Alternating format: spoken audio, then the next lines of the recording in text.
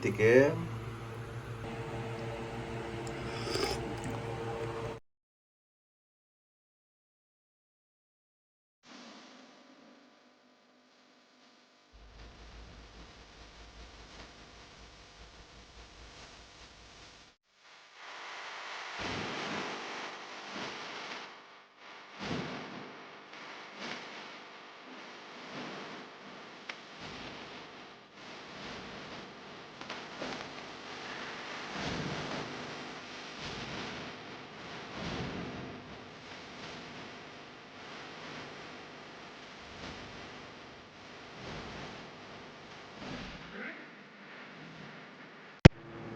What's up mga kapatid?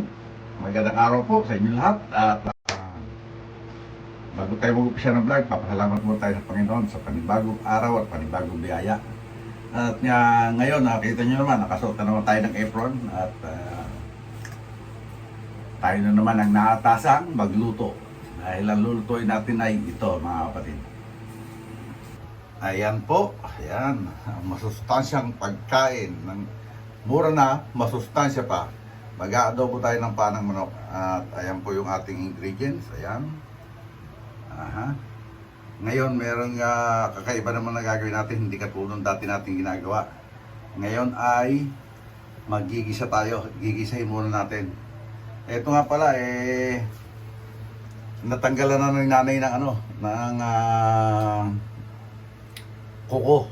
At kaya ngayon maggagayat na lang muna tayo ng ng ingredients natin mga kapatid. Okay mga kapatid, umpisahan natin pag-prepare nitong ating ingredients.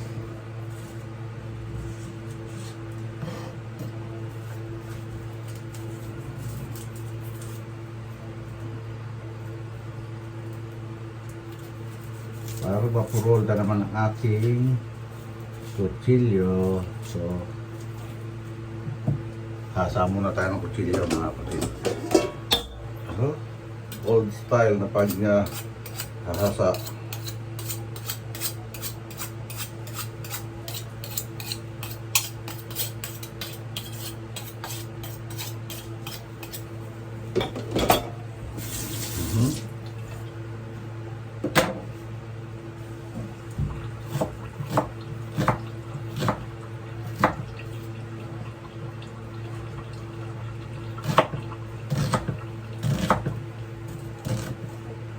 Okay, sibuyas prepared na, itong bawang,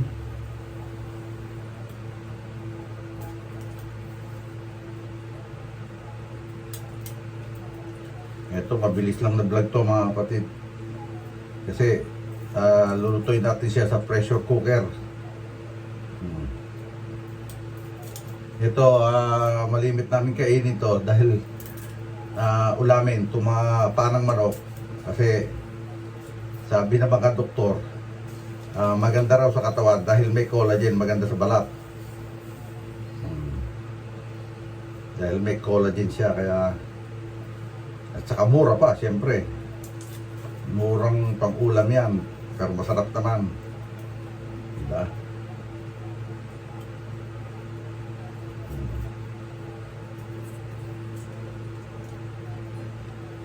Okay, kailangan natin magsalita naman magsalita dahil nanonood ng TV si nanay, baka maka-copyright na naman tayo.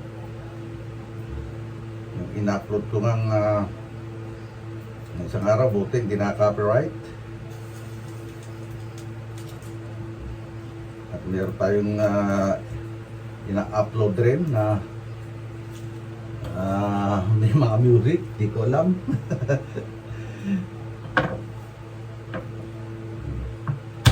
Yan.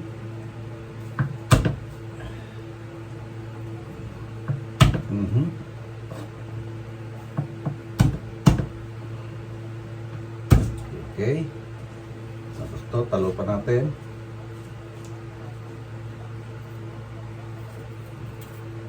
Luya.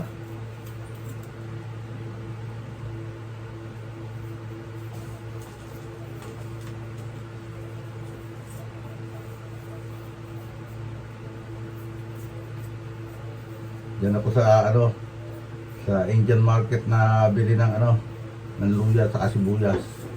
Kasi mura ang luya at sibuyas sa Indian market, hindi katulad sa ibang store.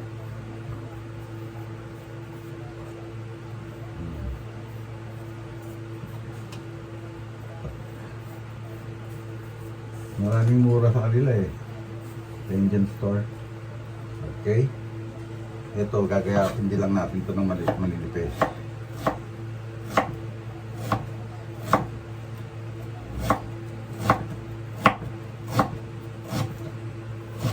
Hindi natin siya pipisay kasi gigisay naman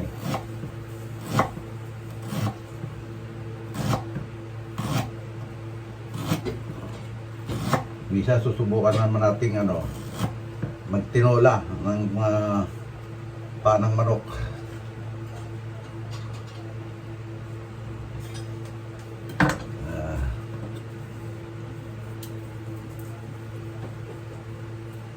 Ito, malimit na rin naman mapanood sa vlog ko to mga kapatid. Kaso paborito kasi namin ni nanay ito kaya trivia lang nung, balibasa, may edad na nga tayo. Nung araw, yung paa ng manok, tinatapon lang. Pati ulo ng manok, tinatapon lang nung araw yan. Bituka. Kasi nagtrabaho rin tayo sa, yung part na pinagtrabaho ko, nagkakatay din kami ng manok. Pag tinatapon nga nila, balibasa, mahirap nga buhay namin nung araw. Ginagawa namin, inuuwi namin yung mga ulo at paa. Niluluto yung ulo, inaadobo, yung paa, tinitinola. Kaya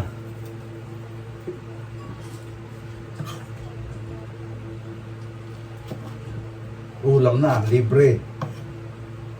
Di ba? Yung bituka talaga tinatapon pa lang namin dati. Noong natutunan na rin, meron kasi kami nakasama na Bisaya, inuuwi niya yung bituka dahil unang kinukuha niya yung lang mga parang bato ng manok, saka yung yung balunan. Kasi yung atay dati sinasama sa pagbenta yun yung balunan may iwan sa yung bato. Yun lang ang kinukuha niya dati, inaadobo niya. Nung malaon, naisipan niya rin adobohin yung bituka. Ayun. Masarap. Kaya lagi niya na niluluto. Okay mga kapatid, mag-umpisa muna tayo mag-isa. Set up ko lang ito camera. Okay mga kapatid, mag-umpisa na tayo mag-isa.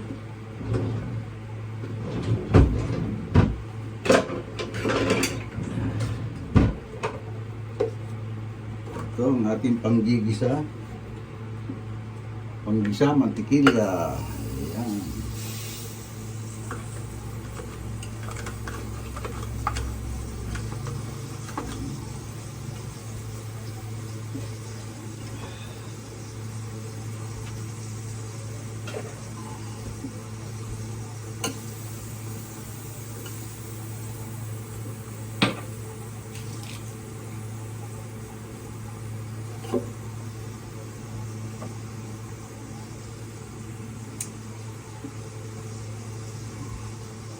Okay.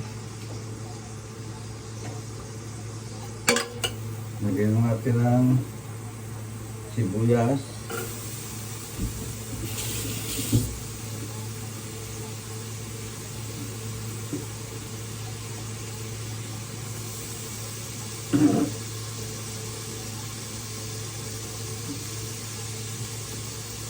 Sama na rin natin itong bawang.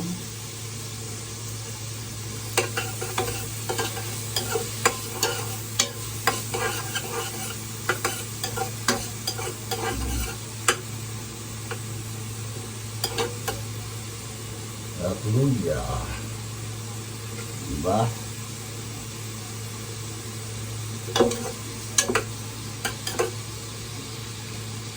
Sama na rin natin ito sa gisa. Kung bawal, nahugasan ko na yan mga kapatid.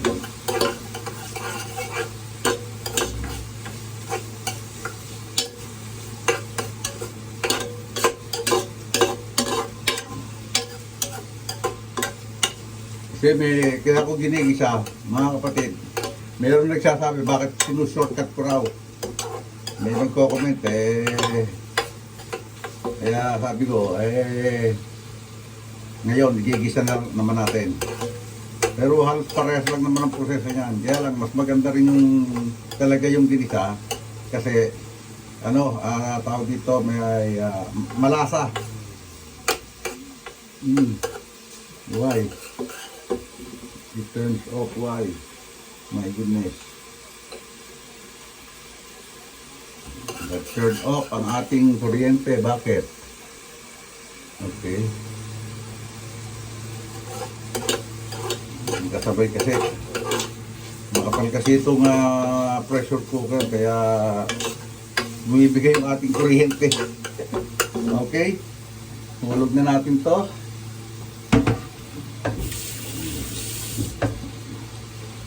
Hulog na natin. Ayan. Ayan.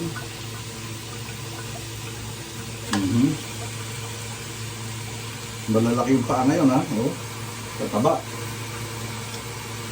Mas malalaki yung matataba yung paa ng manok doon sa Asian store kaya dyan sa Filipino store. Siyempre, isa natin ang konti.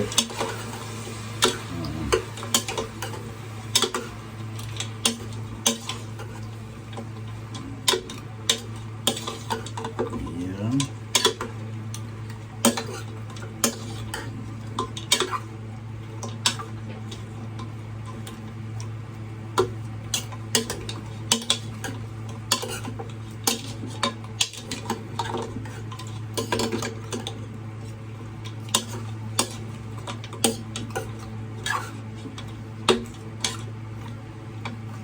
Masarap din pala, may ketchup dito eh. Kaso naubusan pala ako ng ketchup. Kaya sa dating procedure lang ang gagawin natin. So lagyan natin ng toyo. Toyo. Paminta muna pala. Paminta.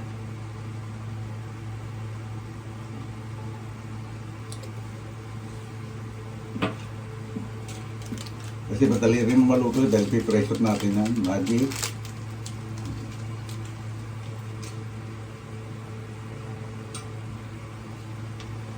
Toyo.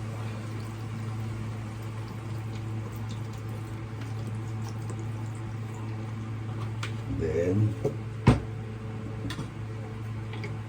oyster sauce.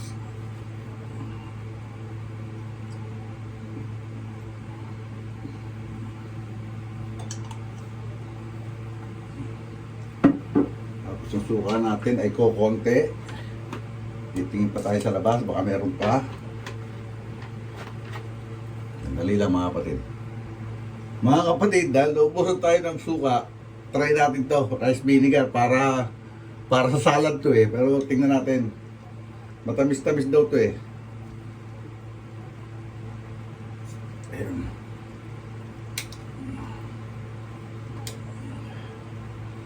Try natin.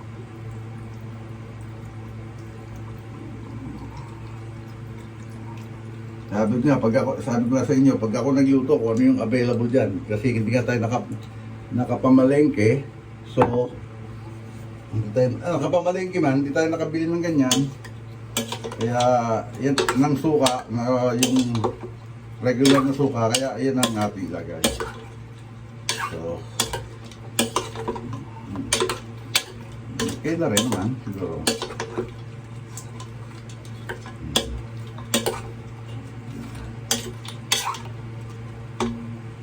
Lagay na natin yung sili.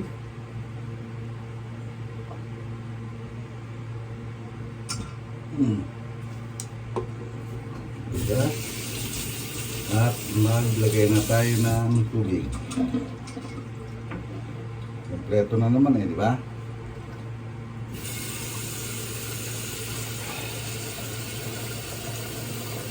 Ay, teka, sandali. Tingnan ko kung may ketchup karo sa yung maliliit na ketchup kung meron ako stock. Buti lang, may stock tayong ganito. Oh.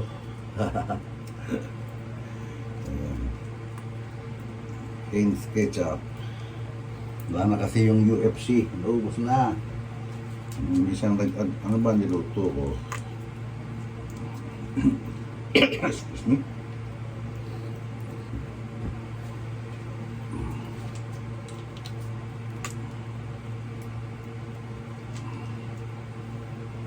Okay. Then, haluin natin.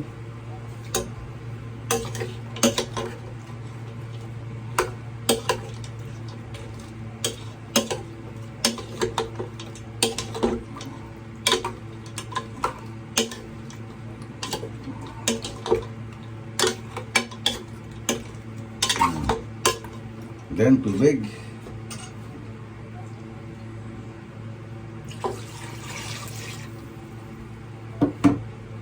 Little more water.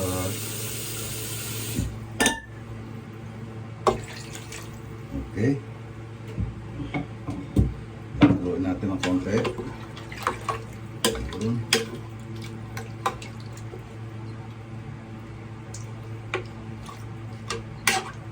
Ngayon, pressure na yan natin. Okay.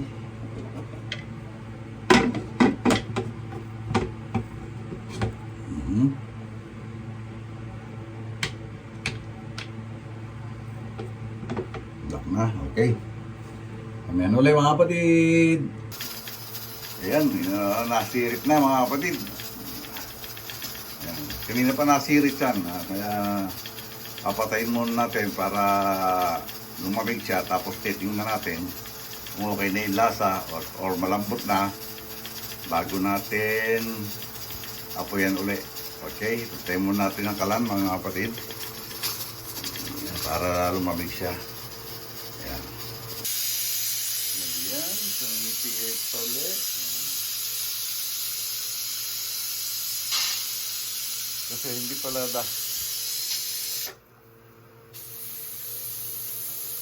dapat ang binubuksa para sumirit. Ayun. Kasi hindi pala dapat na binabasa yan ng pagka mainit na mainit pa. Kasi lumulutong yung mga handle, kaya pala nasisira. Gano'n, kailangan pala palamigin mo at pasingawin.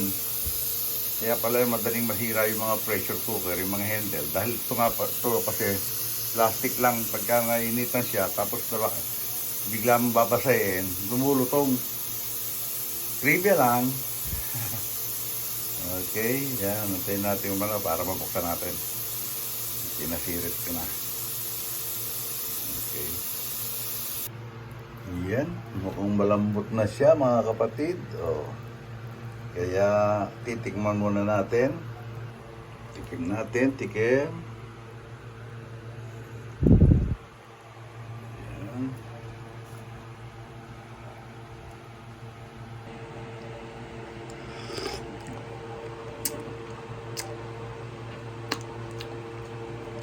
Okay na siya, masarap na. Kaya pakuluan natin ng walang takip para matuyo ng konti yung sabaw. Ayan. Ngayon siya, oh. Diba? Kasi malambot na siya. Ayan mga kapatid, baka naman masyadong malabog. Kaya patayin na natin to para ayan, okay na siya, oh. Patayin na natin. Tapos na tayo dito. Ayan na. So, paano mga kapatid? Dito natin tatapusin itong vlog natin ngayong araw to. At maraming salamat siyempre sa Panginoon. Wala niyang sawang pagbigay ng biyaya at sa araw-araw na paggabay. At siyempre maraming salamat din sa Soward Community, Soward Team USA, Soward Team Galbo, Kasangga Foundation, Team Kapanalig, Planet Soward, Bukana Vloggers, Soward Family. At siyempre maraming salamat kay Idol Japper Sniper, kay Miss Japper Sniper at kay Louie TV. Hanggang dito na po. God bless us all and be safe always. We love you all mga kapatid. Bye-bye!